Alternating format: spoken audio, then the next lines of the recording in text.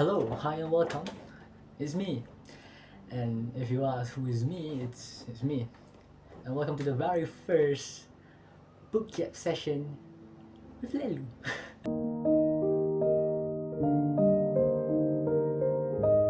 Well, if you ask me, I want to start this, reviewing and shit back then, like 2 years back then when I first read it during the BKP. If I first remember it, but I do have read it since I was early as child. Aren't we all?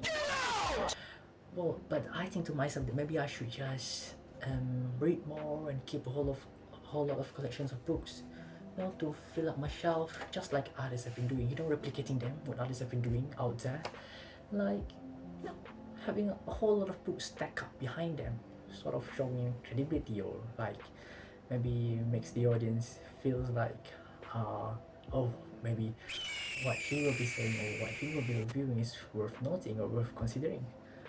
But that really ponder you to ask a question whether if those who are out there who have stack of books behind them, do they really read their books and review them honestly, or just be using ChatGPT or using Google or using artist review and make a video out of them? Well, for me, I did read. I did. And to prove further to you guys that I'm being serious in reviewing my books, that I am really is doing my best to show that I will be doing this job very, what do you call it, earnestly or without bias. I will be wearing spectacles.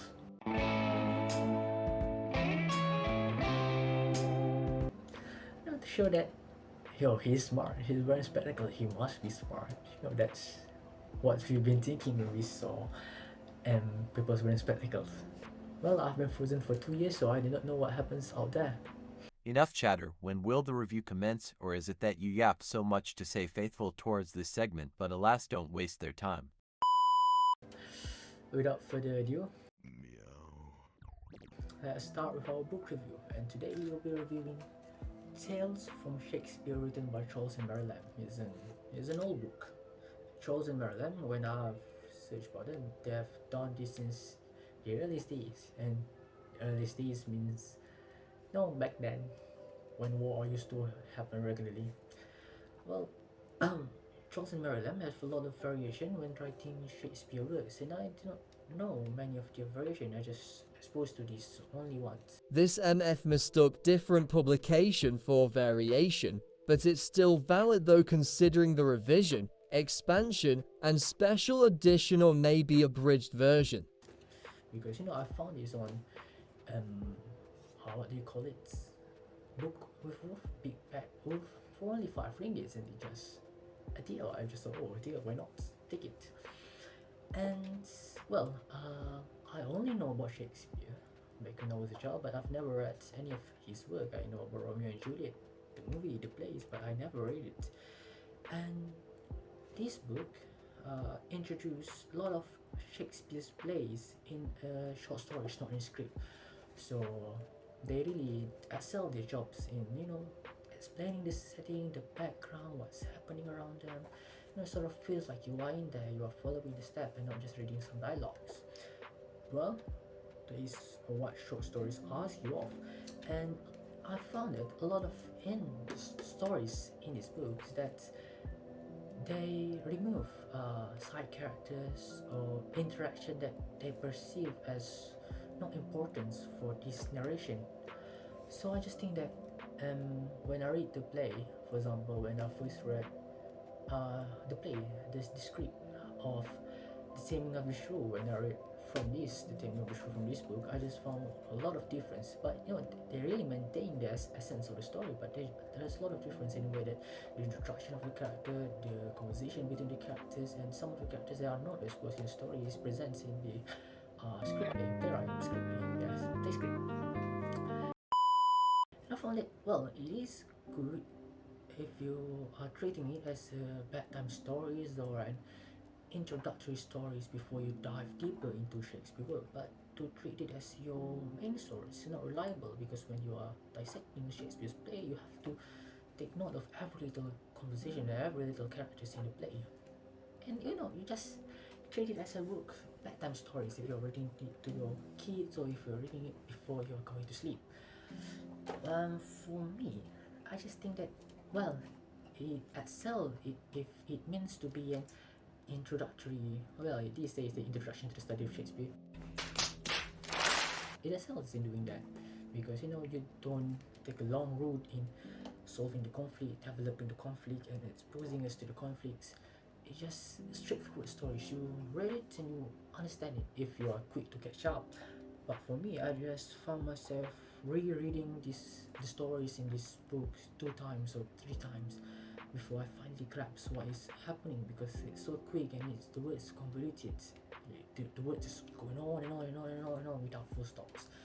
Well, I have nothing against convoluted words, but I just think that if others says more like convoluted words should be concise, I just think that maybe convoluted word means that the sequence of the play is that it's going on to show that the hastening of the sequence, the sequence of the scenes, like man's moving, man's attacking, man's just all and on. It's quick, not to be halted. Yeah, well, that's my opinion as a reader. And well, but I will not glaze this book that much, and I will not recommend it. Not that I say I will not recommend it to you guys. I will just say that if you are new to Shakespeare, if you have not read anything about Shakespeare, then this will guide you, hold your hand to pass the door, to be the opening door before you dive deeper into his works. But if you're already known, and if you're already read, and if you're already exposed to movies or whatnot, you can go for the single tale of Shakespeare works. But I mean the script, the analysis, all of that, because you will find yourself more pleased with that kind of book rather than the short stories where it keeps removing all that the author thinks is unnecessary for their narration in the short stories.